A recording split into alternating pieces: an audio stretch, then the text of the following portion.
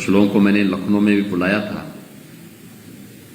उस दिन तक काफी लोग ऐसे थे जो आ नहीं पाए थे। अकेले गोरखपुर से 74 बच्चे हैं, जिनमें 70 आ चुके हैं। 4 लोग जिनमें से जिन लोगों के लिए व्यवस्था की जा रही है, जिसमें 4 लोग हैं, जो शेष 4 हैं उनमें से 2 तो पोलैंड एयरपोर्ट पर अभी एम्बेसी में हैं, जो हमारी इंडियन एम्बेसी है उसमें लोग आ चुके हैं, और 2 लोग ये सुमी यूक्रेन से ये पोल्टावा पहुंच चुके हैं। उनको भी सुरक्षित लाने की व्यवस्था की जा रही है। उत्तर प्रदेश से कुल 2290 छात्र वहां पे रहते हैं, जिनमें से 2078 वापस आ चुके हैं। शेष जो बचे हैं उनको भी लाने की पूरी व्यवस्था पूरे उसमें की जा रही है। और देखिए, ऑपरेशन गंगा नाम दिया गया इसका। तो ऑपरेशन गंगा के इस अभियान के लिए हम सभी सबसे पहले प्रधानमंत्री मोदी जी का हृदय से आभार व्यक्त करते हैं, जिन्होंने युद्धग्रस्त क्षेत्र में, आप में से जो हमारे छात्र वहां पे रहे होंगे, आप लोगों ने देखा होगा, ये सुविधा केवल भारतीय नागरिकों को और भारतीय छात्रों को ही प्राप्त हो पाया, किसी और को नहीं। आपने देखा होगा, आप लोगों के साथ में वहां पे बहुत सारे अन्य लोग, बच्चे पढ़ते होंगे अन्य देशों के भी, खासतौर पर अफ्रीकन कंट्रीज से जुड़े हुए बच्चे वहां पे ज्यादातर होंगे। कोई सरकार वहां का संज्ञान नहीं ली है, किसी ने भी नहीं लिया। बेचारे अपने तरीके से जो निकल जा रहा है, बाकी सब भगवान भरोसे है। लेकिन यहां पे जैसे ही रूस ने यूक्रेन पे हमला किया, युद्ध शुरू हुआ,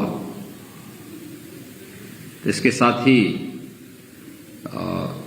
अपने नागरिकों को सुरक्षित वापस भारत लेके आना है। यह एक बैठक प्रधानमंत्री मोदी जी ने की और उसके बाद फिर कार्रवाई शुरू हुई। भारत सरकार ने भी और राज्य सरकार ने भी अपने यहां नोडल अधिकारियों की तैनाती करके सभी लोगों से जानकारी भी जुटाई कि कौन लोग कहां पर हैं, क्या है, अभिभावकों के साथ संपर्क करना, संवाद बनाना। फिर हमारी जो भारतीय एम्बेसी है उसके द्वारा भी कार्रवाई वहां पर प्रारंभ की गई। अलग अलग देशों से जुड़े हुए मामले होने के नाते समस्याएं खड़ी होती हैं, लेकिन प्रधानमंत्री मोदी जी के कारण, हर एक देश के साथ संबंध ठीक होने के कारण, रोमानिया है, हंगरी है, पोलैंड है, तो कहीं भी कोई समस्या नहीं खड़ी हो पाई। जो सुविधा रोमानिया बॉर्डर पर या पोलैंड बॉर्डर पर या हंगरी बॉर्डर पर भारत के नागरिकों को मिल पा रही थी, अन्य देशों के नागरिकों को वह सुविधा नहीं मिल पा रही थी। कारण था कि प्रधानमंत्री मोदी जी ने स्वयं इसमें रुचि ली और फिर भारत वापस लाने के लिए 4 केंद्रीय मंत्री वहां भेजे गए। जनरल वीके सिंह जी वहां पर हैं, ज्योतिरादित्य सिंधिया वहां पर हैं, किरण रिजिजू वहां पर हैं और अन्य मंत्रीगण वहां पे मौजूद रह करके लोगों को सुरक्षित वापस लाने की तैयारी कर रहे हैं। तीसरा, जो सबसे बड़ी बात यह है कि सभी छात्रों को वापस लाने के साथ ही ये भी व्यवस्था दी गई है। हमने जैसे उत्तर प्रदेश सरकार की तरफ से किया कि हमारे अधिकारियों का एक पूरा ग्रुप दिल्ली में मौजूद रहेगा, जो वहां से उन छात्रों को ला करके यूपी भवन में ठहराएगा, फिर वहां से उनको सुरक्षित उनके घरों तक पहुंचाने की व्यवस्था करेगा। ये युद्धग्रस्त क्षेत्र है, तो यूक्रेन से उन बच्चों को वापस लाना, सुरक्षित उनके घरों तक पहुंचाना, यह सुविधा केवल भारत के नागरिकों को ही प्राप्त हो पाई, अन्य देशों को नहीं प्राप्त हो पाई। ये सरकार की संवेदना को व्यक्त करता है। युद्ध कितने दिन चलता है और उसकी दिशा क्या होती है, अभी उसका कुछ कहा नहीं जा सकता है, लेकिन आप लोगों को अपने यहां पर अपने पाठ्यक्रम को देखना चाहिए, लगातार उसके बारे में तैयारी करते रहना चाहिए। सरकार भी इसमें आगे सोच रही है कि क्या इसमें आगे हो सकता है, क्योंकि ये केवल सुरक्षित वापस लाना नहीं बल्कि इन सभी छात्रों के कैरियर को लेकर के भी एक चिंता है। उस पर प्रदेश सरकार भी और केंद्र सरकार भी इस पर विचार कर रही है कैसे इनको किया जा सकता है। लेकिन हम लोगों को अपने आप को तैयार करना होगा कि मानसिक रूप से पहले तैयार हो आप लोग पूरी तरीके की, नहीं मैं सुरक्षित हो गया हूं और सुरक्षित होने के बाद अब फिर मैं से अपने पाठ्यक्रम को आगे बढ़ाना है। मुझे लगता है कि आप लोगों के लिए ज्यादा अच्छा हितकर होगा, लेकिन फिलहाल आप सभी सुरक्षित आए, मैं इसीलिए आप लोगों को यहां पर बुलाया हूं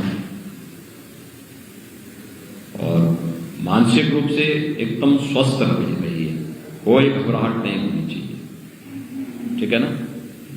मानसिक रूप से अपने आप को एकदम वो करिए कि कोई समस्या नहीं है, कोई चैलेंज नहीं है, क्योंकि कभी कभी व्यक्ति इस तनाव में रहता है, युद्धग्रस्त क्षेत्र से हम आए हैं, कैसे आए होंगे, सब टेंशन पालने की आवश्यकता नहीं। मान के चलिए कि एकदम कुछ हुआ ही नहीं था, एक सामान्य चीजें होती हैं और उससे आप लोग सुरक्षित वापस आए हैं। आगे के लिए जो भी प्लानिंग होगी उसके बारे में राज्य सरकार भी केंद्र सरकार भी नेशनल मेडिकल काउंसिल के साथ संपर्क में है और उसके अनुसार कोई प्लानिंग तय होगी। तो मैंने इसीलिए आप लोगों को यहां पे बुलाया था। गोरखपुर से 74 में से 70 बच्चे आ चुके हैं, बाकी 4 जो बच्चे हैं उनको भी सुरक्षित लाने की तैयारी की जा रही है और सभी लोग सकुशल वापस आएंगे, कोई बात नहीं। और कोई बात